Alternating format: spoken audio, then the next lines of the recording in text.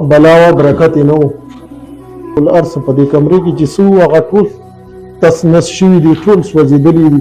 بسم الله الرحمن الرحیم. السلام علیکم. بلال جاجي انسانیت خدمتګار تاسو سره مخاطب دی. ملګرو زه نن غواړم چې انسانیت دپاره یو ښه پیغام ورکړم. زه هغو خویندو میندو ورونو ته ټولو ته دا پیغام ورکوم چې لاپروايي مه کوئ. لاپروايي ډېر نقصان دې شیز دی. برای مهرباني وکړئ لږ خپل قیمتي ټایم نه ټایم وکاږئ، نو بیا به داسې نقصان سره نه مخامخ کیږئ. زموږ په دې علاقې ګلشن کورنۍ کې بیګا د لاپروایۍ ډېر غټ نقصان وشو. شکر الحمدلله د الله پاک ډېر لوی فضل دی چې جاني نقصان نه دی شوی، مالی نقصان شوی دا بیا ټیک شي. خو برای مهرباني وکړئ لاپروایي مه کوئ، هم د ګیس هم د بجلی دې سره ډېر احتیاط کوئ. نن سبا خو موسم یخ دی، هر سړی د ګیس هیټر ولګوي او بیا ورنه ایر شي.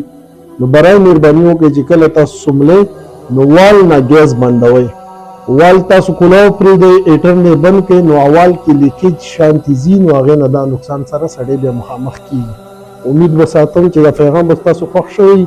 په حیثیت انسانیت نورو ملګرو سره هم دا ویډیو شیر کړئ چې څوک بیا لاپروایي ونه کړي شپې چې وده کېږي. او ګیس وال نه بندوئ، هیټر نه که بند کړئ خو وال لازمي دی. مین وال نه بند شي نو که بیا ګیس هیټر نه کولاو پاتې هم وي نو څه نقصان به نه کوي. د کمرې ننه حالات زه تاسو ته ښیم. دا وګوره،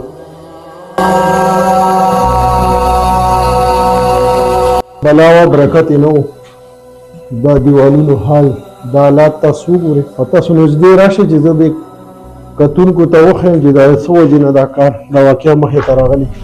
دا معمولي مسټیک د ګیس وال نه، دا د لاپروایۍ وجې نه دومره نقصان شوی دی. دا وګورئ دا دروازه.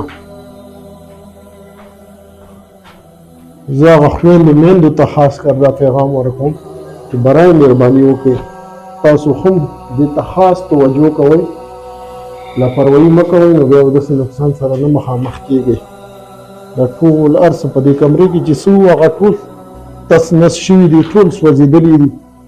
څه چې بس خدای څه قبول کړي وو چې دې سر ته خیر شوی دی، نور نقصان نه دی شوی. چې کله داسې واقعیت راځي نو تاسو برای مهرباني وکړئ خپل میټر سره کور ته چې کوم آوټ سیسټم ته نو تاسو هغې ته یو وال ولګوئ، نو ډایرکټ راځئ نو دا وال بندوئ، په ټول کور به ګیس بندېږي، نور نقصان سره به نه مخامخ کېږي. اصلا کې سرکاري چې کوم کنیکشن راغلی دا تاسو لاندې لیدی شئ، دې ته هم سروس وال لګېدلی دی، خو داس کورۍ نه بغیر نه بندېږي.